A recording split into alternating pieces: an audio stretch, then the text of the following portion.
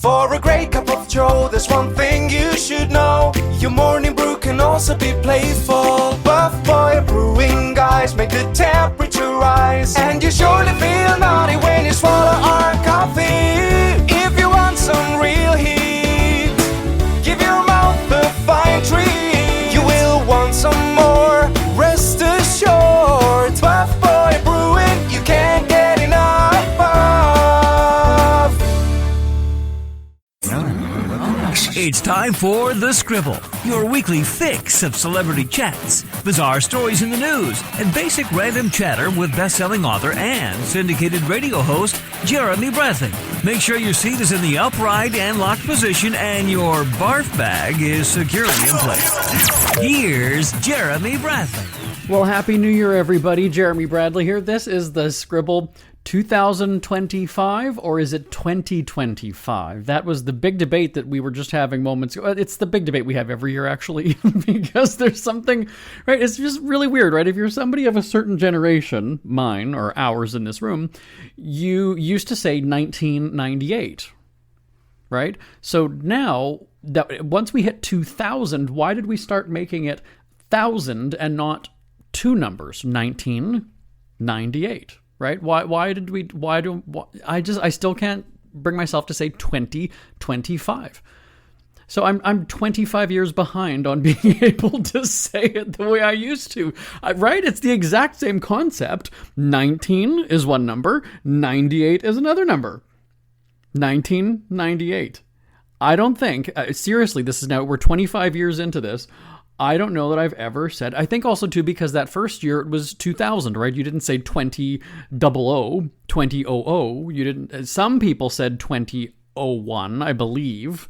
I can't remember that far back. 2002, 2003. Is that how people said? Look at this. Now I don't remember what we did. What did we do back then? You didn't say 2007, 2008. You said 2007. Is that maybe why? So there we go. Now that I'm talking it through. So we had those 9 years right up to 2009 because we didn't say 2009 or 29, which is what it would be. And then when it came to 2010, I guess you've had 10 years of habit. Okay, so there we go. I just figured it out, ladies and gentlemen. Well, Happy New Year! Oh, we're off to a great start. Hey, if this is the first time that you're listening to this show, yeah, that's as good as it gets. I'm sorry to say. We don't have much more than that. But I hope you had a good holiday season. It's continuing, I guess, for a lot of people, especially those who generally will take the 2 weeks off at Christmas, right? You would have had last week for Christmas, and then we have that 7 days later where there's New Year's Eve, and that if you have to work in between Christmas and New Year's, right? You sort of hope that it falls like close to a weekend, but then this year, see, I've never been one to look at the calendar way far in advance. Actually, I remember having a conversation with my cousin. I think it was mid-November, early November maybe, and she knew what day of the week Christmas was, and I just thought, holy crap, like I have no idea. I don't even know when it's 2 weeks away. I have to kind of look at the calendar, do the math, and go, okay, wait, so if today is this such and such, and then it's Monday, and then we do this, yeah. So, so if you're still celebrating the new year because you don't go back to work until Monday, well, there you go. And really, how are you? You're sitting and listening to this podcast. I mean, come on now, find something better to do. You had the day off. You got the day off. You're off for the holidays, and you're listening to podcasts. Shame on you. Shame on you, ladies and gentlemen. No, I'm just kidding. Just teasing. Just joshing. Just pulling your leg. My husband and I did something really interesting this year for the first time, and I'm going to talk about that. Now, I believe because our December shows were, I think we taped them in September, if I'm not mistaken. I haven't been here for a while. I don't know that I gave you many Christmas details because it hadn't happened yet. And so now that it has, I can tell you what we did. And it was actually something really fun. And I'll tell you about that coming up in the next segment. And then also, too, there's a new addition in our family. And it's kind of interesting to see how things are playing out, because there's a new baby and the siblings are, well, I'll get to it in a little bit. It's not too dramatic, but I sense it's going to get dramatic as, the months go on and, the kid gets older. So I don't know if it's competition or just kind of one-upmanship, but I heard a story over Christmas, and I'll tell you about it coming up. So that's just like the holiday season, right? To have family trash talking each other, and then we talk about it right here on the podcast, ladies and gentlemen. I don't hide anything from you. Anyhow, now that we're 5 minutes into the show, I'm going to say that it's all coming up on the Scribble, and it starts right after this. Isn't it crazy that you wait for payday, but before you know it, you're strapped for cash again? It's time to stop blowing your money and become a smart spender with the book, The Official Guide to Being an American Cheapskate, at cheapskatebook.com. Learn simple ways to cut costs at home every day and during special times of the year. Don't go broke at Christmas. Don't remortgage the house for a fancy vacation. The book is filled with tips to save you money throughout the year. Check out the best-selling book, The Official Guide to Being an American Cheapskate, at cheapskatebook.com or on Amazon and iTunes. Happy New Year, everybody. And what is the cutoff to stop saying that? That's also something where I think, was it on Seinfeld they had that discussion? Like, if it's mid-January and it's the first time you're still seeing, if it's the first time you see somebody, then is mid-January okay to say Happy New Year? Is it just the first 3 days of the month? Is it just the first, or is it right up until that first time you see somebody? So it could be January 21st. And you still say Happy New Year because you haven't seen them? Send me an email. Look at this. I'm already giving you homework, everybody. live@jbonair.com is the email address. live@jbonair.com. So my husband and I don't do very much at Christmas. He's from Brazil, so there are times when he goes home for Christmas, and there are times when he stays in Canada. Now, he goes home to Brazil to visit his parents quite often, or his family, not just, he's got a brother, and so he goes to see his family, and his brother has a kid or whatever, so there's a bunch of people, but not as many as my family. And I've got my two sides of the family, and we have probably about, I haven't done a count recently. My grandma used to do a tally after Christmas of who was all there and who was missing, but I'd say that we have at least 30 people on both sides, my mom's side and my dad's side of the family. And so there's also much more food, because we do pretty much, so we do my mom's on Christmas Eve, we do my mom's on Christmas Day, we do my dad's, so we do about 4 days, maybe 5, depending on how much we spread ourselves during the Christmas break. And again, it also depends on how the calendar falls, right? If it's on the weekend, you might have a bit more time with certain people. And so it gets really exhausting, and I think as we're getting older, we're kind of just like, you know what, it's too much food, it's too much, the kids are getting younger, they're getting louder because, our straight folks in the family are breeding, and so, it's we just don't care for the noise. Again, my husband has one niece, and that's, and now she's, I think, she would be 6, she's 7 now. She was born just before Christmas, 7 years ago. Yeah. So he's, he can tolerate that. He can tolerate the one kid who isn't super loud. And I think it's also different too if you don't see them very often, right? I mean, he video chats, quite a bit. And he also has, he's a fitness model, and he actually has a contract in Brazil with a fitness company there. So he goes back for work quite regularly. And so, yeah, again, it's not that he doesn't see his family, but just at the holidays. And I think Christmas, at least in North America, from what I've experienced, is a little bit more showy. It's a little bit, like the Christmas decorations are a little bit more over the top, and like the Christmas carols and things. There, it's very churchy, right? It's very religious in Brazil. So it's just a different experience for him. And he also, depending on the weather, enjoys the snow, because obviously he doesn't have that in Brazil. So we spend most of the Christmases here. It's been, I guess, 8 years. Yeah, he's gone home for Christmas, I think. 3. Wait a second. So he was here. Yeah, but three of the Christmases that we've been together, he's gone home, and it's not a big It's not a big deal for us because we also are in business together. You know, we live together, we work together, so we're kind of around each other all the time. It's not disappointing that he's not here for Christmas. So, you know, it's not that at all. And we've never been the couple that does that. I miss you. I can't wait to see you again. That just makes me want to throw up. We're not like that at all. Anyway, so this year we said, all right, well, what are we going to do? Because we don't have any, it's not that we have anything against my family or my family's mom and dad's side, but you know, we just kind of we just like laying low. We really do just like keeping a low profile. And this sort of started, I guess, about 3 years ago when or 3.5 years ago when I signed off of my syndicated radio show. And I really just took a step back from work. And it was around that time that we just started spending more time together. We had launched our coffee company at the time, and our swimwear company was really starting to take off at that point. And it was kind of like things were just sort of coasting along, and this is where it's going to sound bragging, but like we've always had a lot of money, so I don't need to work if I don't have to. And so I kind of like being in that position in my early 40s. He not quite 40 himself yet, though, but we've worked really, really hard. And so after I signed off from the radio show, that was when I kind of said, wow, I'm working myself so much. And it's not that I regret it, because I'm in the position that I'm in now, right? That I can not work and just hang out and lay low. And so we've really got into that habit of kind of being not shut-ins, because we go out. We're just not very social people.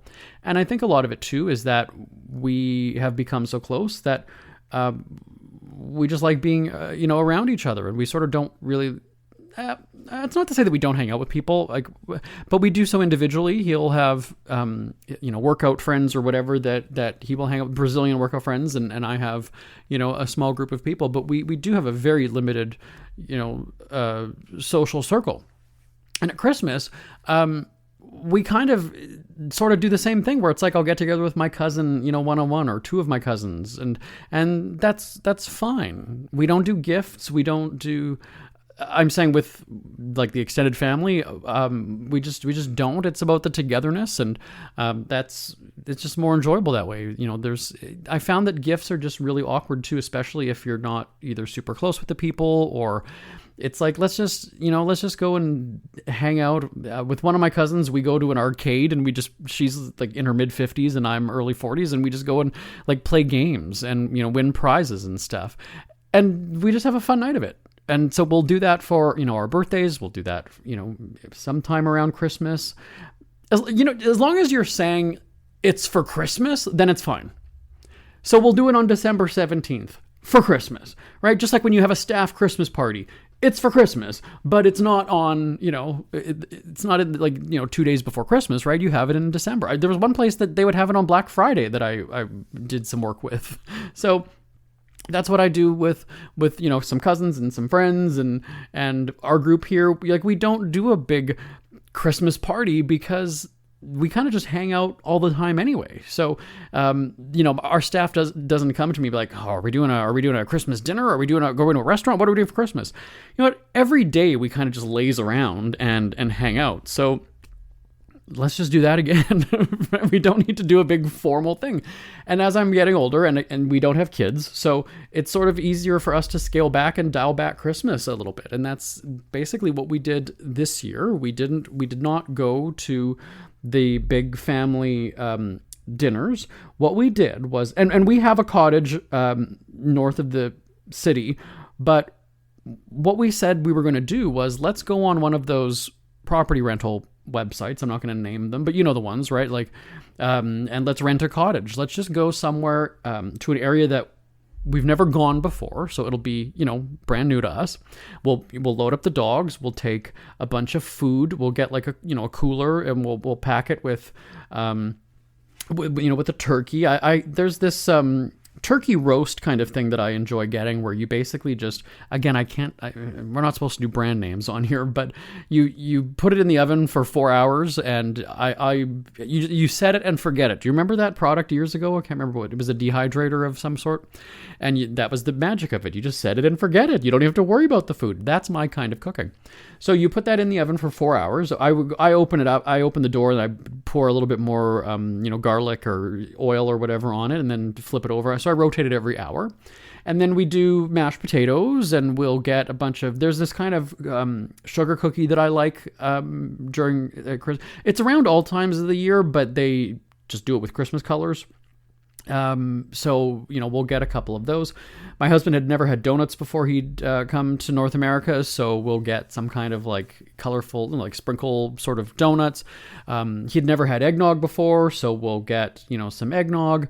And he likes Canadian whiskey, so, we'll get that. And the dogs will get, stockings of like treats and toys and stuff. And so we ended up renting a cottage. Yes, it's weird that we own a cottage. We have a cottage, but we decided to spend money on someone else's.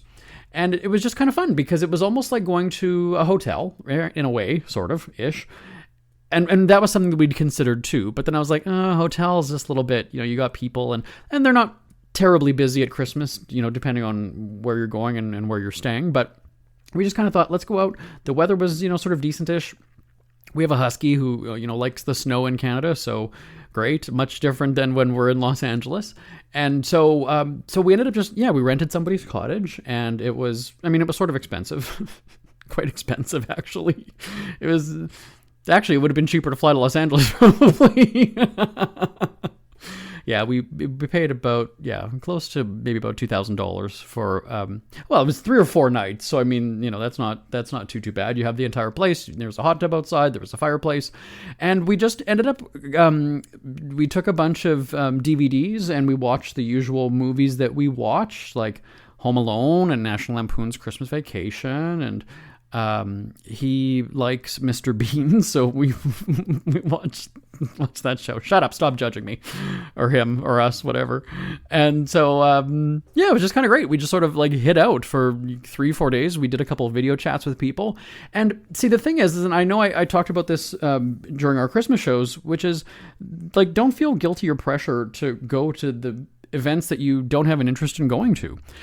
Like I said, we have no problems. There's no issues with my family members and relatives. I've gone to the get-togethers for 40 years, and I guess maybe that's sort of where I'm kind of like, I like to just kind of mix it up. And it's different when you then have your own family, right?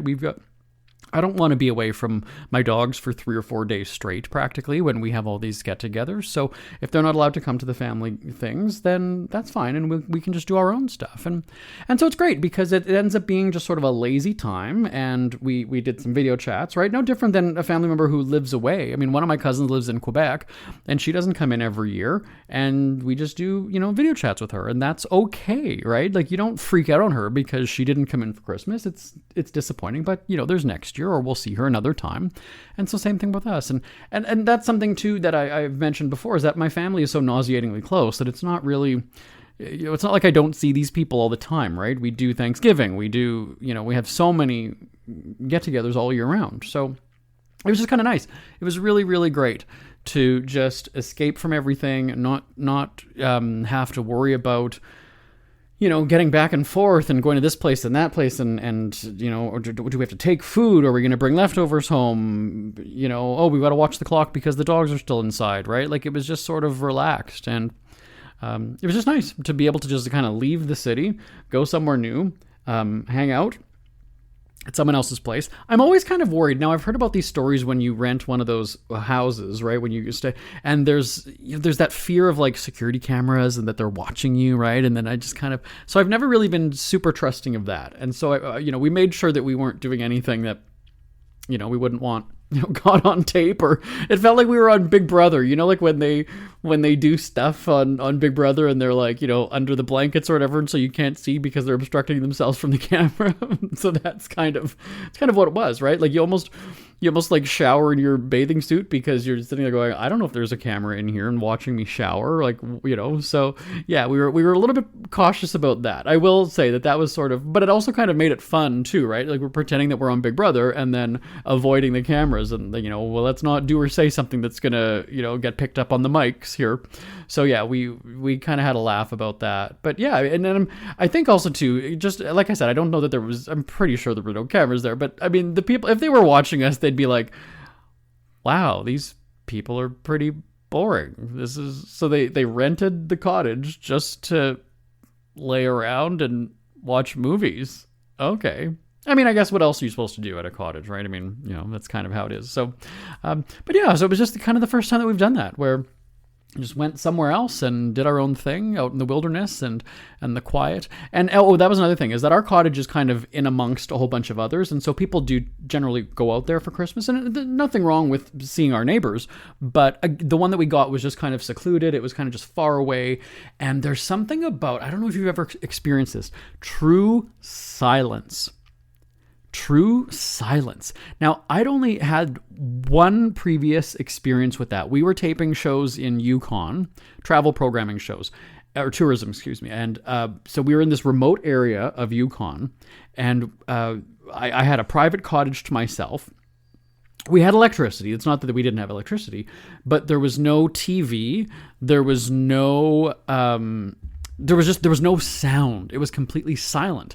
It drove me insane. I had to basically use my computer and we didn't have Wi-Fi or anything like that, but I had music on my computer, and I ended up playing that because I could not sleep without noise. At home, I have a TV on, and I fall asleep listening to TV. And so the silence was it was weird because you're just constantly waiting, right? When you live in a city, you're constantly waiting for a siren or traffic or the neighbor's door to close or whatever it is. And it was absolutely dead silence. And it was cool because, you just sit outside and we're like, you can just, the crispness, it wasn't super cold, but just, it was just a nice, cool breeze, and it was quiet, right? Do you ever have that where you're kind of enjoying just a quiet moment at home, and then there's a noise in the other room, like if you have a partner or you have pets or whatever, and you're just kind of like, it just totally broke the silence, and you're maybe in a trance or kind of, in a zone, you were zoned out a little bit. This was perfect because everybody, the dogs are sleeping, we're just kind of relaxing, and it was silence. And at Christmas time, how much do you appreciate silence? Once everybody goes home, if you're the one hosting the event, once everybody goes home, or once you get home and you're kind of just like, silence. So we did that. Now, we're going to take a break. We're almost out of time already. Shoot. Okay, I'm going to tell you about the drama because I did get together with my cousin, who is a grandparent because her son had a baby with his wife, and that happened just days before Christmas. Well, sorry, maybe about a week and a half before Christmas, whatever. Anyway, so I had a video chat with her before we escaped town, and then I talked with some other family members after that to kind of hear what's going on. So I'll tell you about that coming up on the Scribble right after this. Ever had something to get off your chest but never had the balls to say it? That's a load of crap. Speak Free with JB.com is exactly what you've been waiting for. Your chance to tell it like it is and not care what anybody else thinks. Have your say on issues of the day. Join newspaper and radio columnist Jeremy Bradley as he tells it like it is. Hundreds of thousands of people have stopped by, including some well-known celebrities who have had a chat with JB and speak candidly about what's really going on in the world. You can join them too. Have a rant or a rave. Be brave and head on over to www.speakfreewithjb.com now. It's never too early to start thinking about your next holiday. Have you checked out Mexico recently? From tequila tasting, swimming with horses, to ziplining through the jungle and watching whales and dolphins in their natural habitat, Puerto Vallarta has it all. Visit mexico.jbonair.com to see all the fun PV has to offer. That's at mexico.jbonair.com for hundreds of photos, interviews, and videos from around the tourist hotspot. Check out mexico.jbonair.com for all the fun. That's mexico.jbonair.com. Who are the Kardashians feuding with now? What did that little thug Justin Bieber do this time? Who's getting hitched? And who's headed for Splitsville? Hear the latest celebrity news and gossip every day on Entertainment Wrap-Up. The good, the bad, the ugly, but mostly the ridiculously hilarious. It's all recapped in this daily segment at entertainmentwrapup.com. Have a laugh at the expense of the rich and famous when they take themselves way too seriously. It's 3 minutes of time-wasting fun at entertainmentwrapup.com. Check out Entertainment Wrap-Up at entertainmentwrapup.com. Brought to you by Speak Free Books. JB here on the Scribble. There's nothing like trash talking your family during the holidays, right? And we hear that. Canadians, I'm a Canadian, we hear that all the time with Americans when it comes to Thanksgiving, right? Who's not invited because of their politics. They voted for Trump. They're not coming to Thanksgiving. Canadians are not like that. But what I do enjoy is the togetherness, and then when you leave the get-together, there's the texting or the conversations that happen on the side afterwards. So my cousin, who I speak with her all the time, we'll do like 3 or 4 hour video chats. Generally, when my husband goes to the gym, if he's, we have a gym in the basement, and so he could go down there for 2 hours, 2.5 hours, whatever is going on. So when he goes to the gym, I'll be upstairs in the living room, and I'll just call her, and we'll talk seriously until she's about to go to bed. Her husband travels a lot for work, and so we kind of keep each other company when our men's are preoccupied. So her son and his wife had a baby, and this is her daughter also has 2 kids. So it's not that she's a first-time grandma, but this is the first kid for her son. And they it was a sort of a complicated, I guess, delivery, and the family was concerned, and everybody was good. Mom and baby are fine. So I said, okay, well, that's interesting because you've got, one grandkid who's like 2 years old and you've got this one who's super new. So they're going to be close in age. I said, I wonder, is that going to be like competition between your 2 kids, right? Because they're kind of, I said that about my brothers too. They both had kids. My one brother has 2 kids and then the other brother has 3 kids. And the 2 oldest ones are the same age, and then obviously the third that my brother has doesn't have one. But the 2 are basically the same ages. So there's the 4 kids, 2 of them are the same age, and the other 2 are about the same age. They're a few months apart. And I remember saying even back then, because I think they're like 18 and 16 now, but I said to one of my other cousins, I said, that's going to be competition because my brothers had, all boys. My brothers were hockey players and baseball and soccer. And I said, my brothers are going to have their kids in sports. And that's what it's going to be is that, oh, mine got this many goals or this, this many points or, whatever it is. And are they going to be on the same team? Because if they're not, that's going to be even more delicious, right? For the competitiveness. And sure enough, that's what's happened.